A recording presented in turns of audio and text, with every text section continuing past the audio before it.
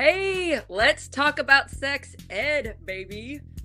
We got lots to talk about with sex education in schools, in public schools, and people in position and power really wanting to not only get in our bedrooms, but get in teenagers' classrooms and take away important things that they need to know about sex because why? They're scared of sex? Christian nationalism? I don't know why, but it's freaking terrible. We're going to talk all about that. If you are concerned about these extremists in power in your state, across the country, listen to what Corinne has to say. She's freaking amazing. She's going to teach us about it. And we're going to really dive into what do we do to stop it. And we did stop some terrible crap this week, too. We're going to talk about that as well. Welcome to Plots and Politics. Badass, amazing friend, Corinne Sarah. How are you doing this week? I'm doing all right, Sarah. How are you? I'm hanging in there, girl. I tell you what, it has been a week. It has been a week. We are in Indiana, y'all, and our legislative session actually just ended in the early morning hours last night. So it was about 2 a.m, I think, that Indiana legislators adjourned for the year. We only have a part-time legislature. Now they will do summer study committees and fall study committees, but for now, the session is over and it was a doozy. And there is so much to catch up on and read up on. Everybody's kind of been doing their best to cover it, but it was kind of what we expected it to be, but there were a couple of shiny moments, let's say. We were able to stop some of the most terrible. A lot of terrible was passed. I want to shout out Mad Voters. I want to shout out for real. Kelly DeLong, Katie Richter, if I'm saying her last name right, all the people on Mad Voters that dedicate countless hours to paying attention to what's going on at the state legislature so we can stop some of the worst of it. You know, they wanted everything to pass, and until we stop extremism and until we stop one party rule, this is what we have to do. This is what we're stuck with. And one of the victories that we did get this session is directly related to our topic today. And Indiana likes to propose adjustments to the sex education curriculum every now and then. Mm-hmm. Really for no reason. There really wasn't anything they were attempting to fix with this current version of sex ed. Sex ed in Indiana is already abstinence focused. It is parents have the opportunity to opt their kids out. Certain elements are not required. A lot of it is left up to individual school boards. And this bill was really complicated and unnecessarily complicated. It didn't need to be introduced at all. And it seems like the purpose of this legislation was to align Indiana more closely with some of the pro-life organizations at a national level, because the one of the elements of the bill requires students to watch a video on human development in utero. And that sounds very innocuous on the surface, but I would encourage you to go to YouTube and check out some of these videos. The most popular one is called Baby Olivia. It has over 9 million views. It was put together by a pro-life organization. It is medically inaccurate. It is pro-life propaganda. And it shows a little baby. They named it Olivia. And I, just from a marketing perspective, also find the use of the name Olivia to be, it's very calculated, because if you go look up the most popular girl name in the US for the last, 7 years, it's Olivia. Wow. So it's very deliberate. Calculated. They chose a little girl because that's even more innocent in the eyes of this Christian society. We're the weaker sex. We're the weaker ones. We're the vulnerable. And they're going to pick a name that people can relate to because, oh my gosh, I know an Olivia down the street. I know my niece is an Olivia, right? So it's like, it's so calculated. And this video shows this baby, it's a fetus, pretty much being sentient and speaking English inside the womb. Like, it's the baby's waving. It's doing things that like a 6-month-old would do after it's born in utero. It's making this fetus a sentient thing.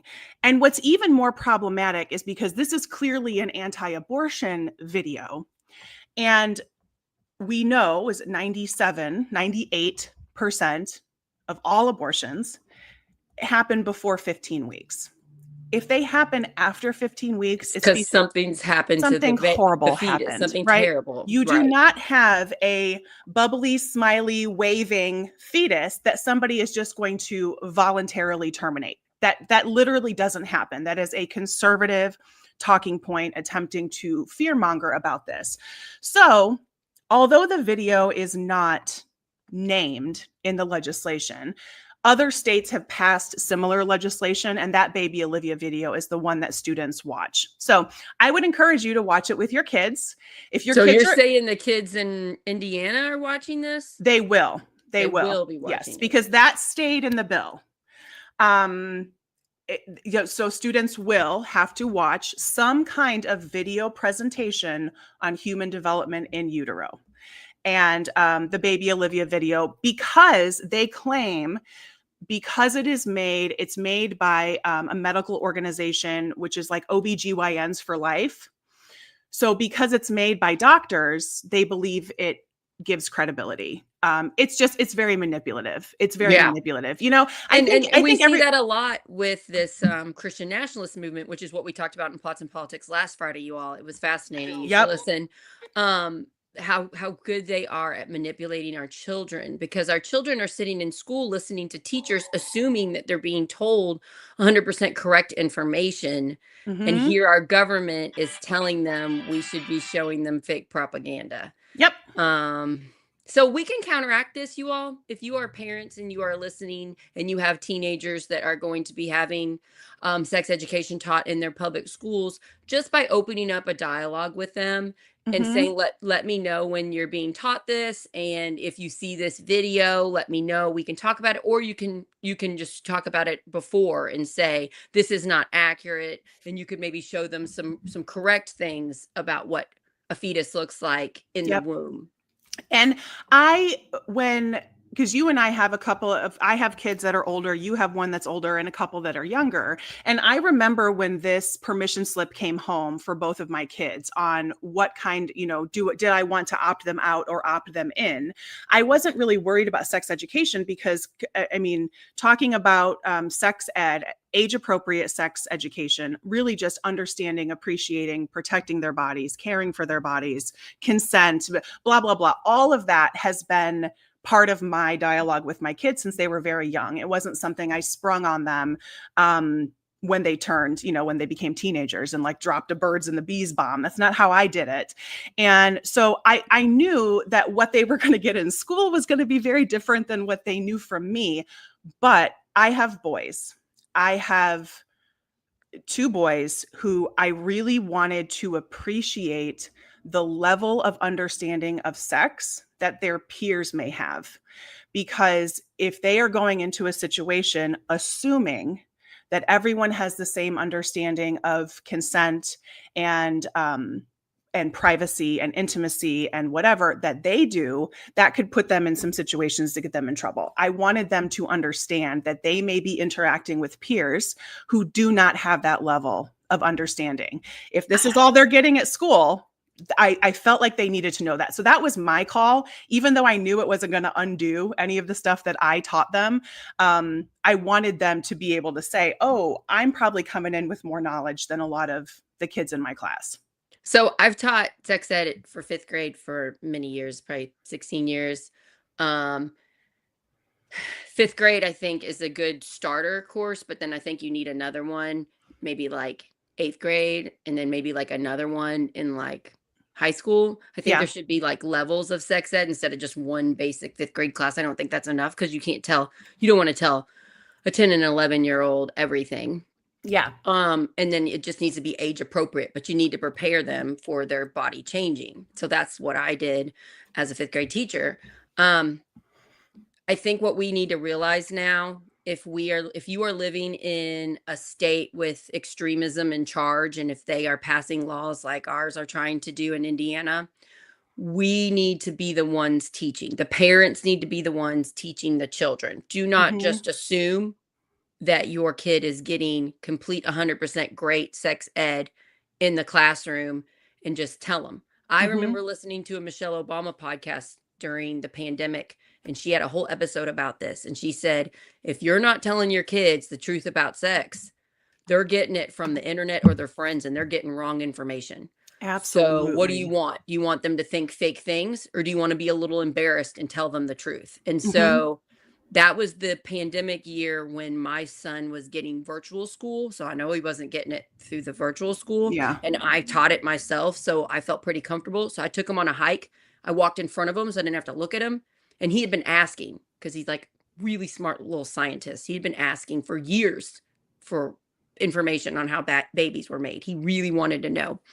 And so I just didn't look at him, and we just walked an hour, and I told him everything I knew and that was appropriate for his age, for an 11-year-old. And he asked me questions, and some of them I didn't know the answer to. I went home and looked them up and then told him later, because some of them were about guy stuff. Yeah. And that was really, I'm really glad I did that. And I honestly, I have Michelle Obama to thank for that, because I hadn't thought about it. I wasn't planning on doing that to my own child, but we need somebody that we trust. If you are a parent and don't feel comfortable, do you know an educator, a teacher? Do you know anybody that does feel comfortable, that would give accurate information? Yep. And you want to talk about the thing we're planning for a show? Yes. So Sarah and I are actually both passionate about sex education. And my perspective as a parent and Sarah's perspective as an educator, I have kind of just always been the person. I think it's because of how I was brought up in an environment where we didn't really talk about it. I definitely overcorrected on this one and swung that pendulum to the other side with my kids and made sure it was something we talked about from a really early age. And Sarah and I are going to do a show where we do sex ed, where we talk about sex ed from a full comprehensive standpoint. We will kind of break down some of the age appropriate things, but we will start from the basics, because sex education is not just, and I think maybe we could come up with another word for it too, because sex education, when somebody hears sex ed and they hear 5-year-olds, consent, and they hear 5-year-olds, they think it's indoctrination or somebody is pushing a sexual agenda onto children. But when you look at the littlest kids, if they understand consent and they understand protecting their body, it's going to protect them from predators. And that is a key piece of consent. Maybe we just call it consent education at that age, and then don't call it sex ed till they get older or something. Maybe it just like freaks people out. But the idea that, oh, Sarah, I lost you. Are you back? Yeah, I'm back. Are you back? Okay, good. Yeah. So maybe at a younger age, we call it like consent ed or something, and then as they get older, it becomes sex ed. Because I think sex ed is, I will never forget, one of my high school classmates, awesome dude. He is a teacher in our area. He has been a coach for a long time, and he's also on our school board. And when he was running for school board just this last November, one of the attack ads run against him by one of these like Purple for Parents conservative groups, very akin to Moms for Liberty group. One of the talking points they were using to attack him is calling him a groomer because he taught sex ed as part of his disgusting. job. The groomer thing is absolutely disgusting. And it's like, we're trying to protect, doing his job. We're trying to protect children so they understand real things about our bodies. They think they're protecting children by not talking about it because they're scared to talk about it. Yep. And then other people are manipulating that fear and telling people that good people are groomers. So I get why people are so scared to talk about it because of that. Because as soon as you talk about it, you're accused. When really not talking about it is protecting predators and making it easier for predators to access children, especially if your children are spending time with adults in athletic settings, in club settings, and Boy Scout settings, youth group settings, etc. All places where there is a power dynamic that is integrated. Where you're told to trust the adult no matter what. Yes, that adult is always right. Unless you let your kid know. Like, so I went to a sex ed training through my school when I had only been a teacher for a few years, and it was like an all-day training, and it was an expert that came, and he said these tips for consent when your kids are little. So I'm going to go ahead and tell you all the best things he said, and I use them with my daughter. He said when they're babies and another person is changing their diaper, you say before they change their diaper, this is your aunt so and so. This is a trusted person that's okay to change your diaper. You go ahead and let them know when it's okay and when it's not. So I started doing this at the doctor because our doctor looks at their private areas to make sure everything is okay. Before he does it, I say, this is our doctor and this is a safe person to do this, but you let me know other people are not safe to do this. So when they're very little, all the way from diaper age up until now they're 6.5, I say this every time we go to the doctor.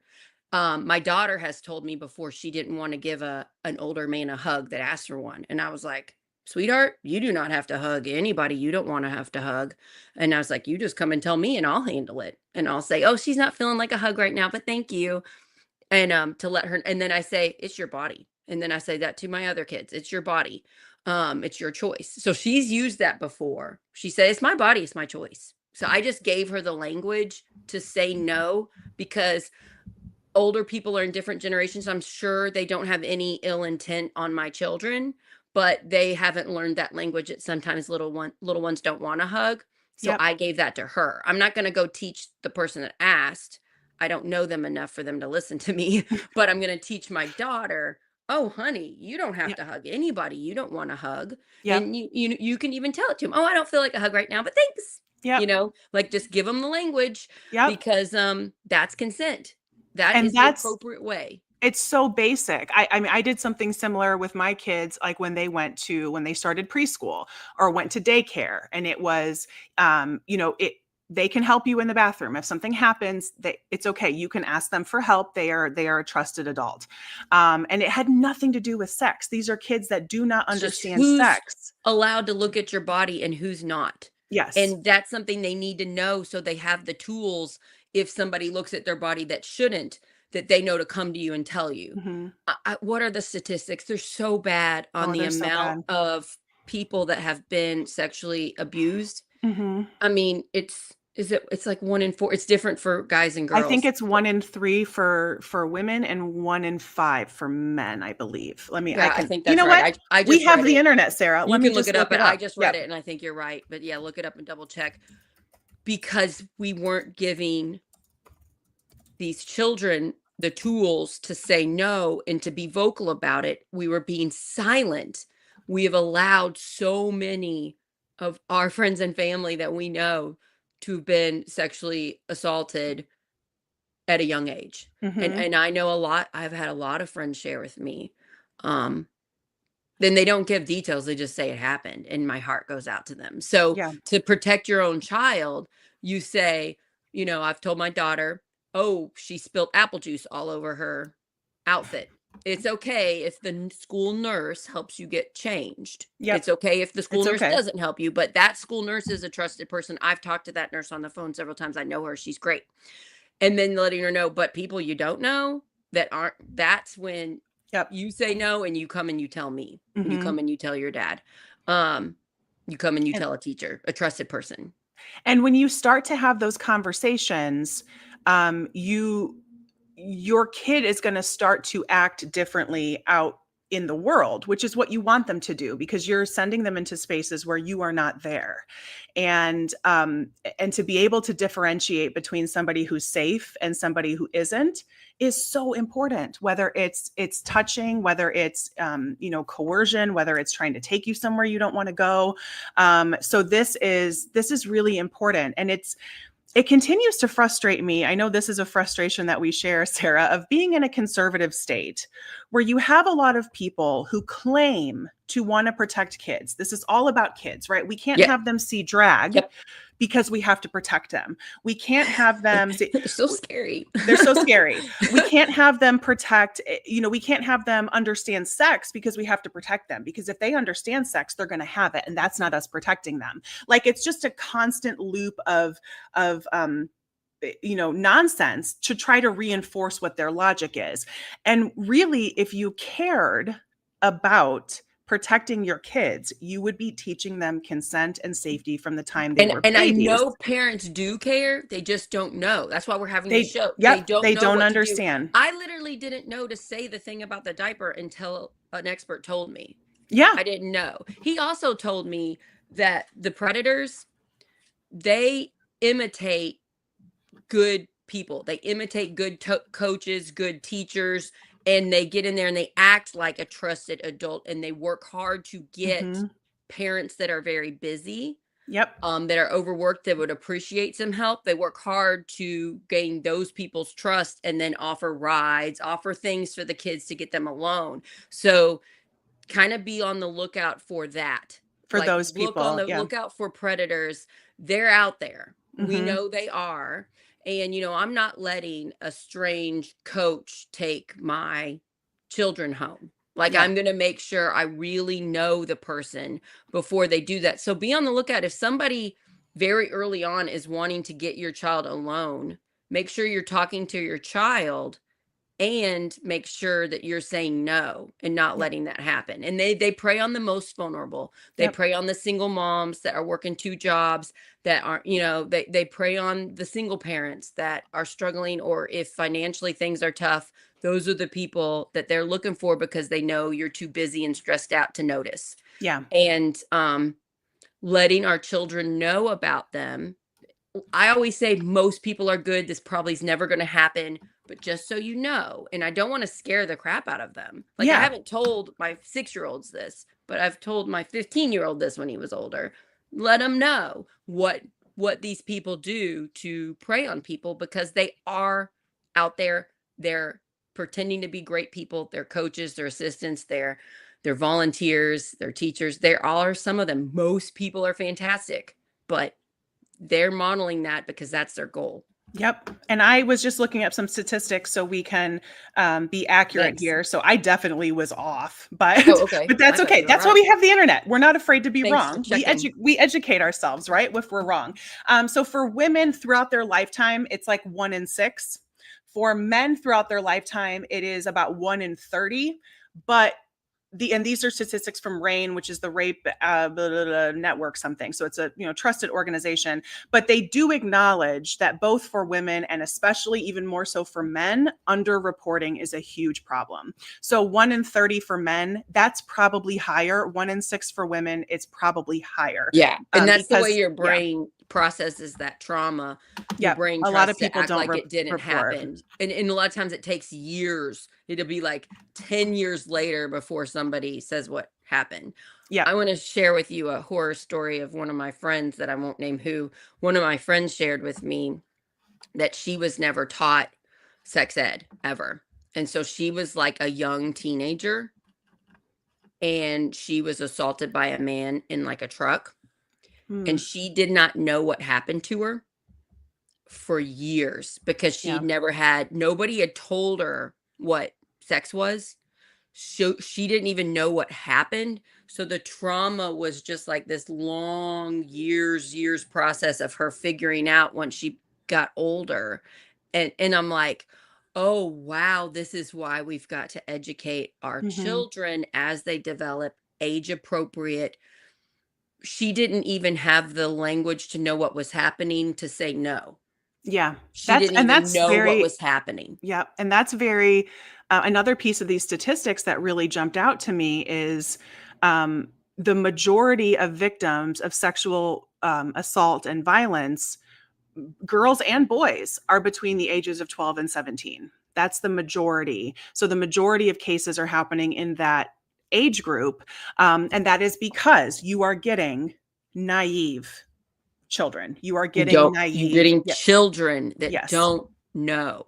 You protect your children by telling them. Yeah. And if you're a trusted adult who's known that kid since they were 8, maybe you've been playing the long game and putting in the time to invest. So then they are a prime target for you, for a predator. So this is why the conversation does not have to be about intercourse at this age. And as the kids get older and their bodies start to change, that's when you can start having leading up to that, you start having different conversations.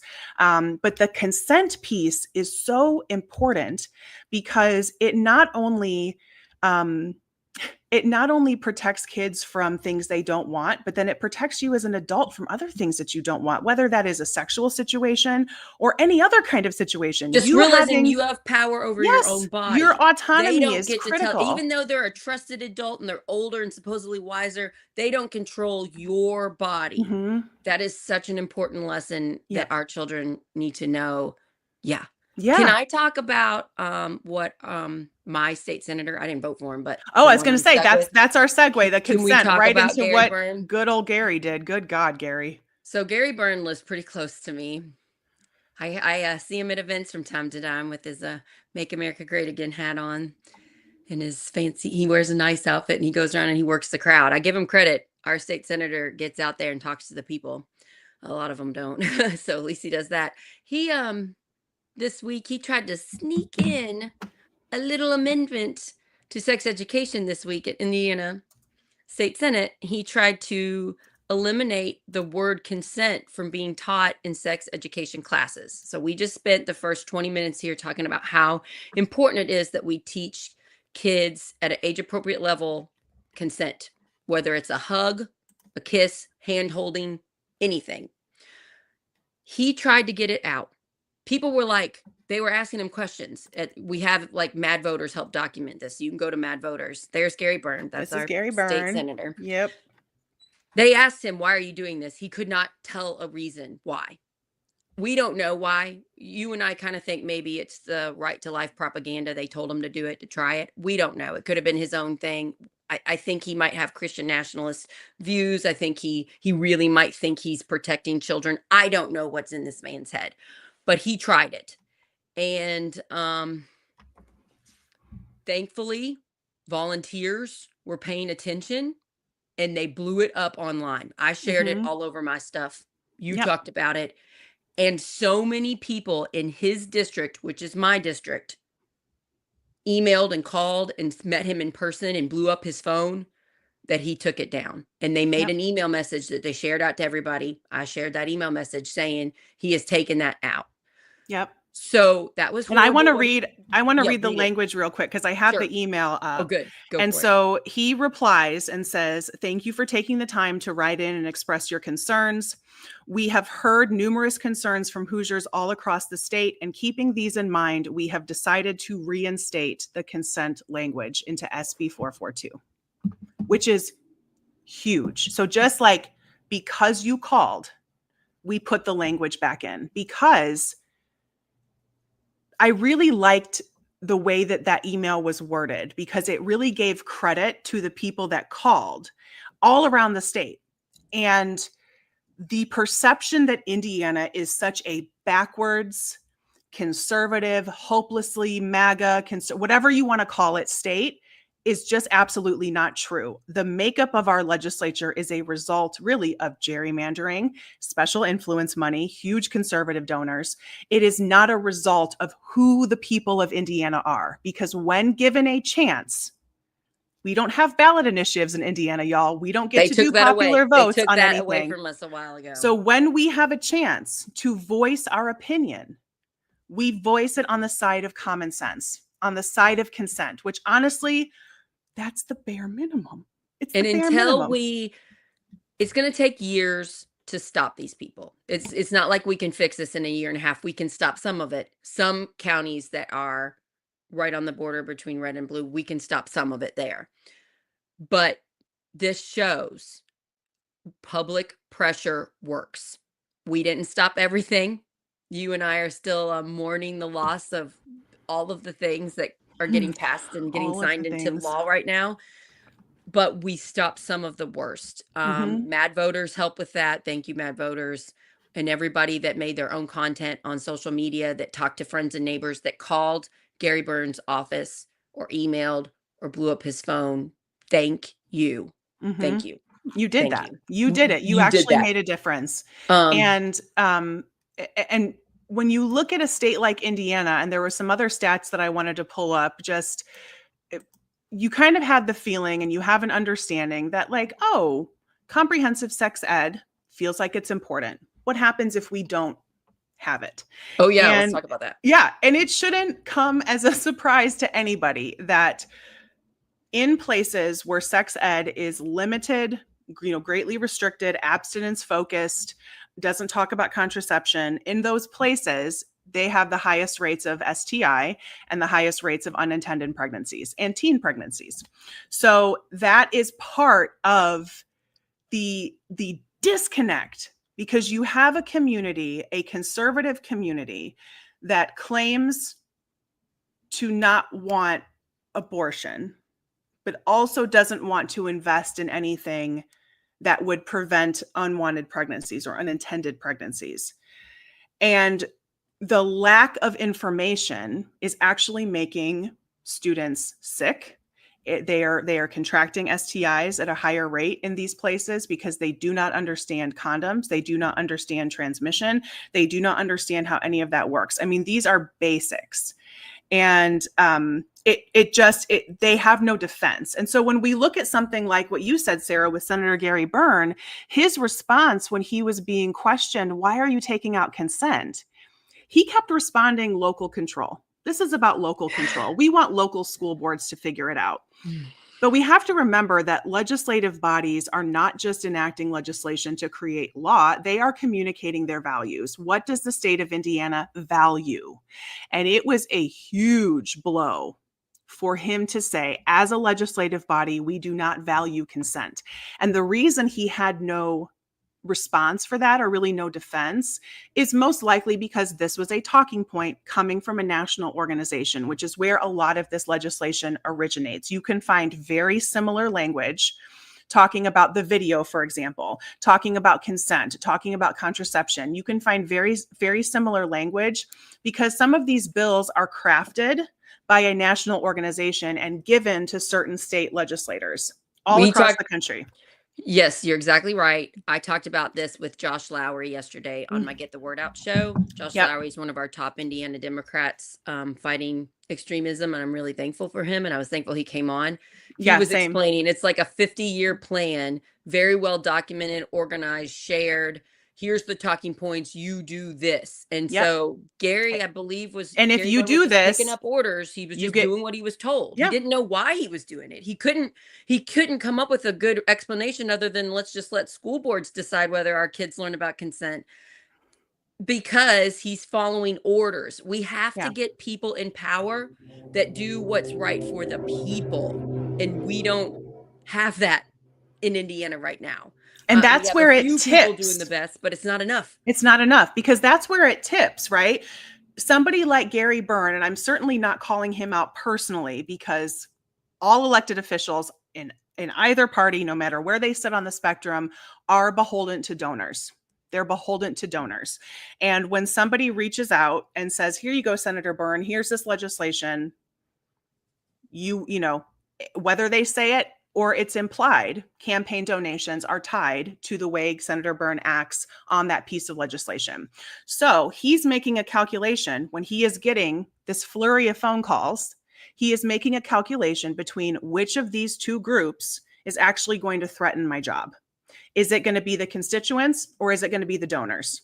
And with enough phone calls, the constituents outweighed the donors, because it has to be a lot. The money that they get from these campaign contributions from these special interest groups are huge. It funds their campaigns. It gives them an arsenal to go into an election.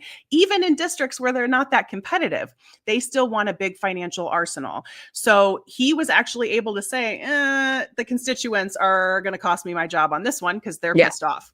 So that's like the power of those calls. He's in my district. I'm in Harrison County. If you are in Harrison County, Clark County, Floyd County, Washington County, I believe those are the main counties that his state Senate district, and you would like to run against him, please message me. Please reach out to me. I'm looking for someone that wants to represent the people. If you are a Republican and you'd like to primary him, that's in 1 year. That would be really good. You're going to need to reach out to your Republican party of your county or the district, maybe. I don't know how states, and I don't know the exact specifics, but reach out to them to maybe primary. Let's get someone that doesn't listen to money and donors, and let's get someone listens to the majority of the people. If we went around and I talked to every single voter in his district, I'm pretty sure the majority of people would want consent taught in sex education.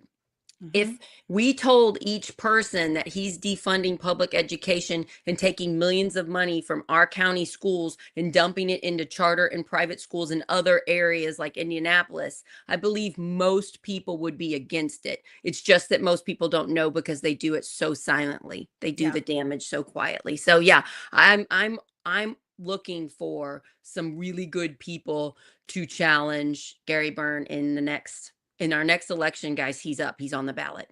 And we are like a year and 2 weeks away from the 2026 primary, y'all. So We don't have that long to No, that primary. nope. We got to And get that as year many is- people running on the ballot Yeah. as possible. That is so important.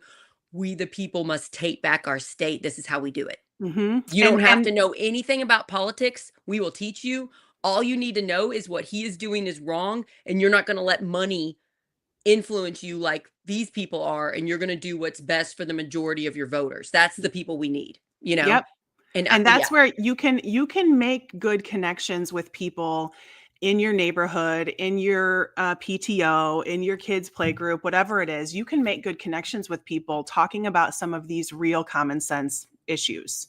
And especially if you have younger children, ask their teacher, does consent come up? Ask their daycare worker, does consent come up? Because you can talk about consent, like we said, where it has nothing to do with sex. And when you start to have those conversations and people get educated, like you said, Sarah, you learn from an expert, you can get educated about it. It's not that scary. It's only scary when they are telling you what it is and it's something you don't understand. So then you're ripe to take in that information without having your own info to back it up. When I ran for county council, I didn't know a whole lot. I knew a little bit, and I just kept learning from everybody. All these great people just kept sharing their information with me. And now I'm always sharing information with other people. So, I mean, just a few years ago, I knew nothing about local. I didn't know about state house, state senate. I didn't know about county council commissioners. I knew none of that stuff. I was just busy being a full-time teacher and parent, and now I know a lot. So yeah, don't act like you not knowing everything should be the reason to not run. And one more thing I want to say about Gary Byrne. Sorry, it seems like if I'm picking on him, I'm not trying to. I just know a lot about him. He wanted the school boards to be in charge of this. His wife, Angie Byrne, is on the school board at North Harrison, where my kids attend. So I'm pretty sure that they would have eliminated the consent language at my school. So absolutely. And that's and when we talk about something like sex education and how closely tied it is to politics, the other piece of that puzzle that passed in Indiana this session is the partisan school board vote.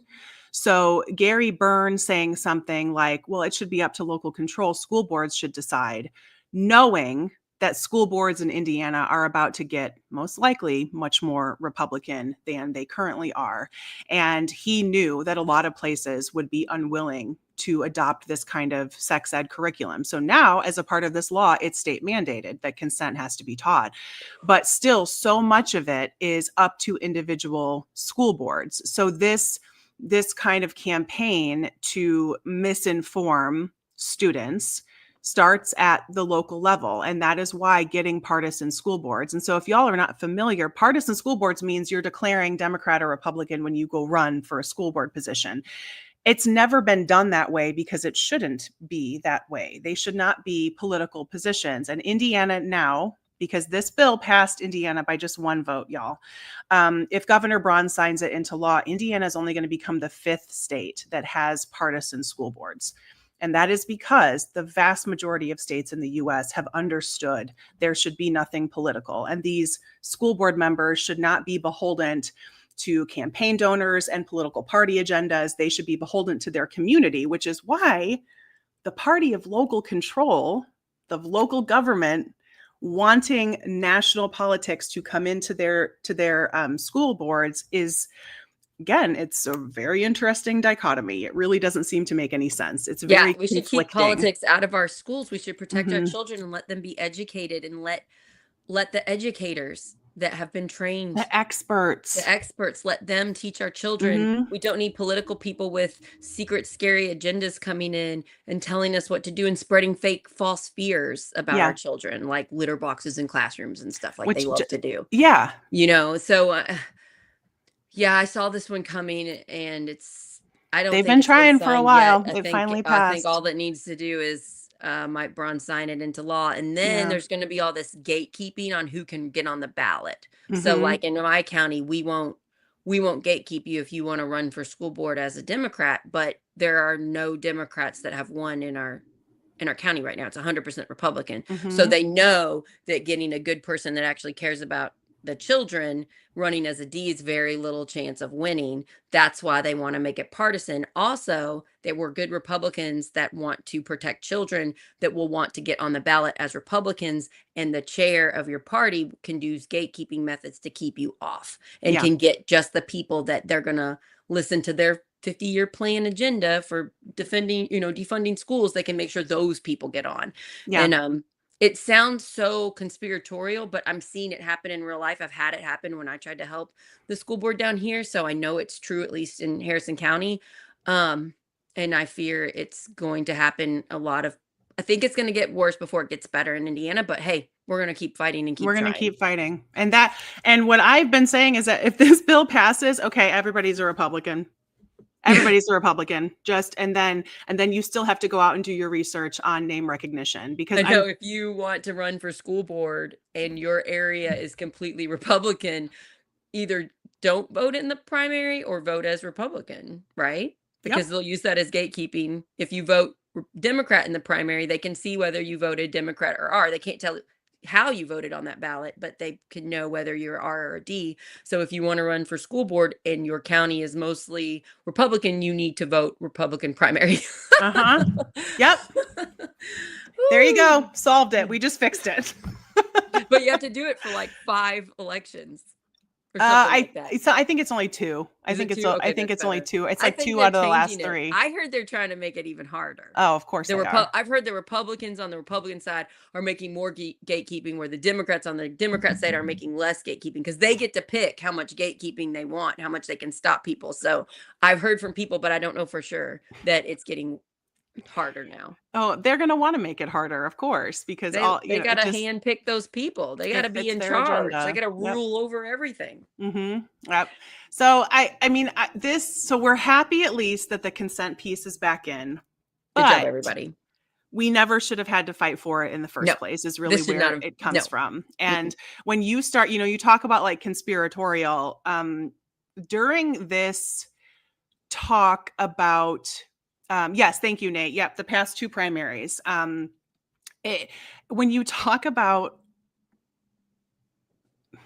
the things that you can kind of see coming together when you start to put puzzle pieces together, you look at a state like Indiana really wanting to scroll back sex education and make it very, very limited. And then you also hear out of DC that the White House is having conversations about wanting to increase the birth rate and talking about a baby boom. Don't they want to give bonus. $5,000? Yeah, if you have a baby or something. Which, guys, you will blow through that $5,000 so fast. It ain't nothing. Don't take the $5,000. It's not worth it. It's not worth it. Trust me. And to see again, so we have the White House. We need to incentivize people to have babies. We have a state like Indiana rolling back sex education, wanting consent to not be a part of it. And women's health. We've lost our health care rights. We've lost health care. It's dangerous now for women in Indiana to have children, or more dangerous. And so if you can't have an abortion, you don't understand consent, you don't understand how pregnancy works or sex works, you're going to have more babies. And so you kind of see all of this coming together. It's not really a crazy conspiracy when it all makes sense, when you look at all the pieces coming together. And then at the same time, you have the state of Indiana and the federal government removing funding for subsidized childcare, for pre-K, for Medicaid, for all of the things that you need to actually be able to have children and remain financially stable to have children and healthy to have children. They're pulling all of that funding back, and then they're like, why aren't people having babies? We just don't understand it. You idiots, It's so obvious why people are not having children. We do not make it easy to have children. And this is not a women's issue or a family issue. It is an economic issue. And this is all we have to do is just point to the data, y'all. When you look at other populations with supportive family policies, supportive child policies, they economically perform better over time. So we are absolutely not having the right conversation when we talk about wanting to incentivize people to have children. Yeah. You incentivize them to have kids by making it easier to have kids. Yeah. I'm very happy I'm a mom of 3 kids. They're expensive, but I'm very glad. And I'm very lucky because my husband has a great job. But preschool was expensive. I had to pay for preschool. I would have liked to have paid for like a 5-day-a-week preschool, but I couldn't. I paid for when they were 3, 2-day a week. When they were 4, 3-day a week. Yep. And I was very thankful when they could start kindergarten and I didn't have to pay for that.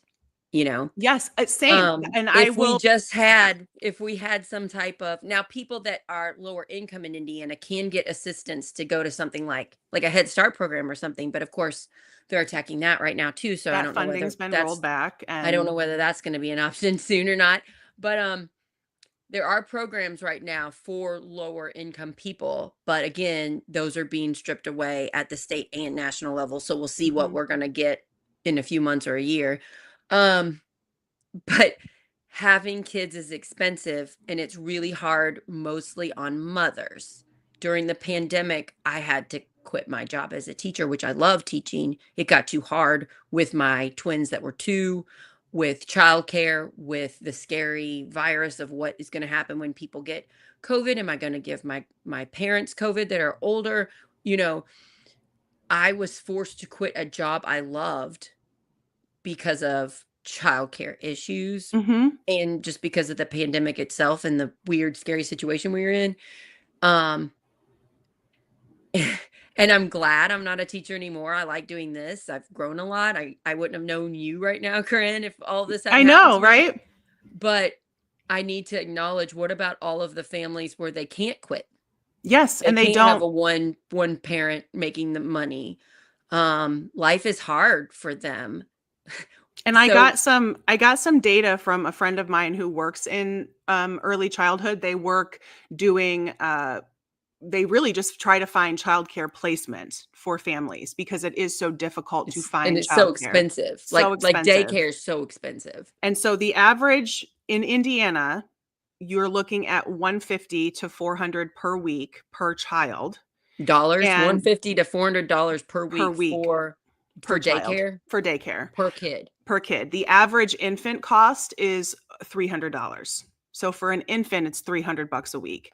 And this is so, and even with that cost, there is still a huge shortage of childcare availability. So people are paying it because they have to pay it, but because there's no other option. There's no other option. But when you talk about the things that actually could be done to encourage people to have more children, you don't have to make them stupid. You don't have to trick them into getting pregnant by not talking about birth control and consent and hiding. Let the women know or what's going on. Let's just then they'll just get pregnant on accident and then problem solved, right? It's like, no, you could actually let women be adults and choose to have children because you've provided the infrastructure to have children. It's truly mind blowing that they're just like, I know what we'll do, y'all. We'll make them real dumb.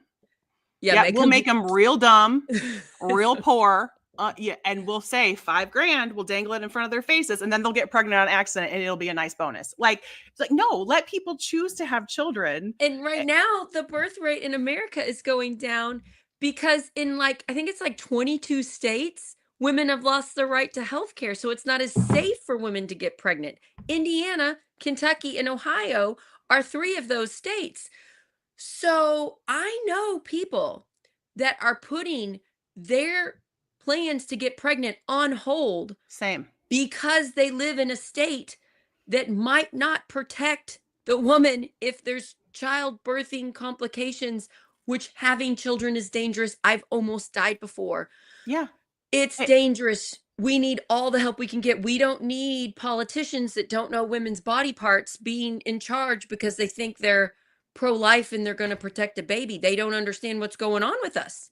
and Um, there are plenty of people that are saying, no, I'll wait, or I won't have kids at all because or it's they're not safe moving. for me. I know Yeah. of people that are moving to a blue state like Illinois where they can get appropriate care and then starting a family. And those people we want in our state. We want them here. We want them here. Yeah. And We that's, want their children going to our schools. We want to educate them. We want them to get jobs here. We want them to grow and our communities to thrive. So you can't dangle the money, but then say, but we don't really care if the woman dies or not. no, we sure We don't don't. really care. Mm-mm. We think you're probably too stupid to know that you're good, that you might die in Indiana. So we'll just give you some money and then whoops, Yep. And that's that's what they're why doing. when we talk about fighting for something like keeping a requirement to teach consent in the bill, it's so frustrating because that is energy that should be spent on something else. It should be spent on addressing childcare shortages, our lack of pre-K resources, our lack of maternal care and OBGYNs and hospitals and labor and delivery units. I mean, Indiana has lost so many labor and delivery units that if you are somebody who is a couple of hours away from a qualified OBGYN to take care of you when one of those complications arise, it makes sense that you would not subject yourself to getting pregnant because the risk is too high. So it's like, let's put our energy to that, not arguing about consent, which never should have been up for debate in the first place. You all in Harrison County, where I live in Cordon, our hospital in the county, our one county hospital, we lost our OBGYN. Mm-hmm. We have none. So if you have birthing complications now and you dial 911 and you live in Harrison County, please ask to go to Floyd County or whatever is your closest. Go to a hospital that has OBGYN services because ours does not. Mm-hmm. And part of that reason is because OBGYNs do not want to work in Indiana anymore. We've lost a bunch of them. Even Hoosiers that are thinking about becoming doctors choose not to become an OBGYN. They pick another field. So it's a big problem across the state, and it's happening in all red states where we've lost this right. We should be talking about that, Corinne, but we're having to talk about freaking consent in sex education because they're doing so many horrible things we can barely keep up. And that's part of their plan too, I think. Throw out so many bad, terrible things. Let them stop a couple of them, and then let's pass the majority We'll of pass the rest terrible. of them. And Mm-hmm. it is hard. I do have dark days. Don't you? Yeah. I do have dark days because I know too much about what our state government is doing, and I don't know it all. But I just think of you. I just think of Josh Lowry. I just think of The Michelle good Higgs and people. Tim Peck, and I just think of Jesse Brown and all these amazing people that are working so hard to stop this. And then I just make the dark thoughts go away. And I'm like, well, I'm going to do an episode with Corinne and we'll talk about it. And maybe that'll help. I don't know. That'll help. It'll make the rest of the day better. But it is tough, you all. And there is a great, there's a great story about maternity care deserts that is on Indiana Capitol Chronicle, and it references the Harrison County closure. Wow. Because let's see, I was trying to find the number. Since 2020, there's been over a dozen maternity units, maternity obstetric departments that have closed around the state of Indiana. And that's just that's just since 2020. And so it's pretty scary, and it has a direct correlation to an increase of infant mortality and maternal mortality. And infant mortality, y'all, is anytime a baby passes away within their first year of life.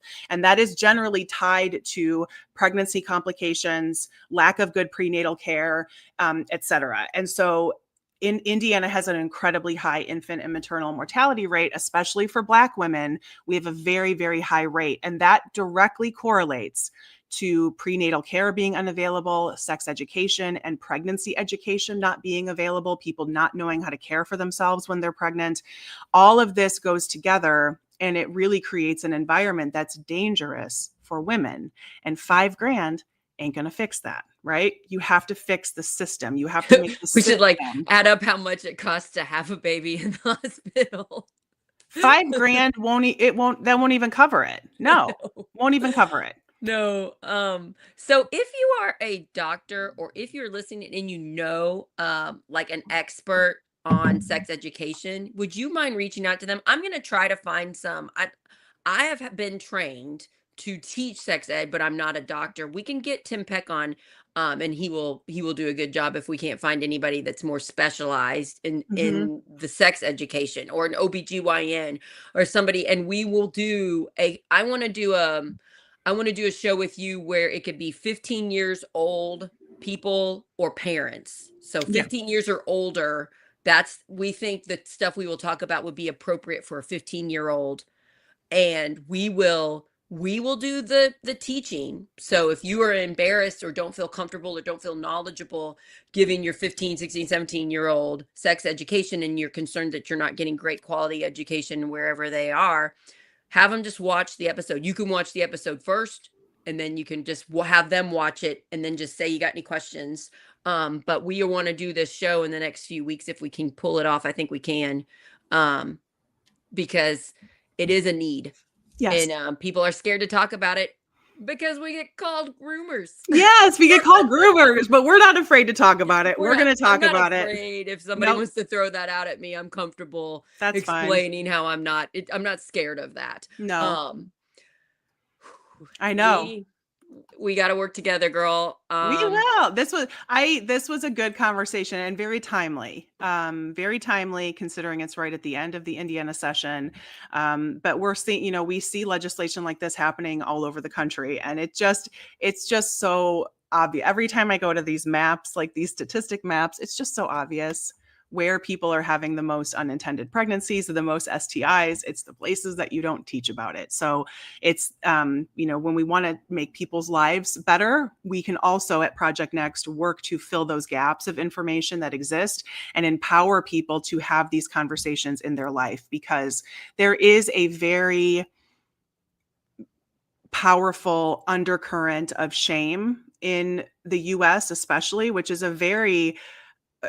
we're like a very pure culture in a way. It's really weird. There is so much darkness in our like violence is okay. Violence is okay, and shouting sexual out content and things online movies is and okay, but all that's talking okay. about sex, oh God. Yep. yeah, And it's so definitely a disconnect. we have all of this like online. Like you can very easily find, any kind of porn you want to find online, but you can't talk to your kid about why they should use a condom. And so there's just this real disconnect that's happening.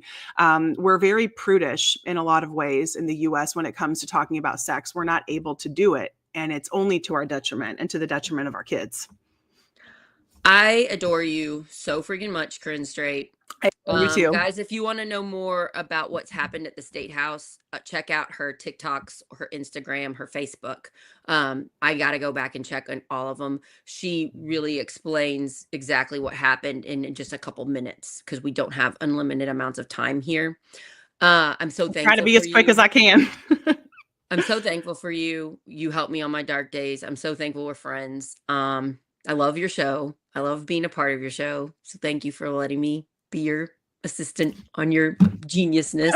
Thank you, Sarah. This was fun. Let us know if this is something that interests you. We think it will be interesting, but we haven't really talked to a lot of people. So comment if you've listened to the show and you would like your teenager or you would like the information on how to teach sex ed.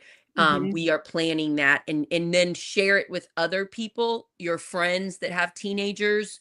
We definitely know there's a need. There's a lot of, I think we sense it in our boys, fear of having a relationship because of all the conflicting messages that they're receiving. They don't want to have a relationship because maybe they'll do something wrong.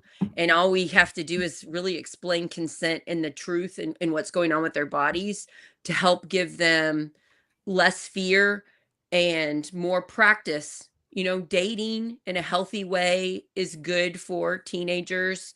I'm not saying, 13-year-olds should go date. I'm just saying you like people Usually, Mhm. most people like people, and we need to give them healthy tools for practicing relationships. Yeah. Yep, We it's a want skill. It's a life skill, and it should be, just like handling your money, financial planning, all these things that go together. It just should be another part of a regular education that our kids are getting. Yeah. All right. So let's see. We got Brian's show on Monday. Yep. He's been talking a lot about training, special forces training. He's about ready to start his missions, I think. Oh, okay. I'm so excited. The show's is such a good point. I can't wait to hear what he says next. That'll be on Monday. Tim's gonna be with us next week some, so that'll be nice. And I'm also doing on location live shows. Have you seen any of those? Yes, they look great. Are you having fun? Yesterday I got to talk to the Pride group of Washington County. I love those people so That's so much. Those great. people that start Pride groups to let people know that we love our Pride communities. It's so Mhm. important, especially in rural communities where they're feeling hate. Yep. I just love that a lot. So yeah. So shout out to all Pride communities, all people that help with like your Pride festivals in June and are working on it. And I just have so much love for All those the planning people. is happening now. Yeah. So that was my favorite part, was talking to that group of people, and they all like joined behind me and they were all happy to just like be on camera, and just a couple of them spoke. It was so adorable. So yeah, you can check our lives if you want to, but I went on location yesterday. It was fun. All right. Love you guys. Corinne. Love you, Sarah. Thank you. Bye everybody. Bye, Share the show, y'all. YouTube, subscribe, please. Project Yep. Next.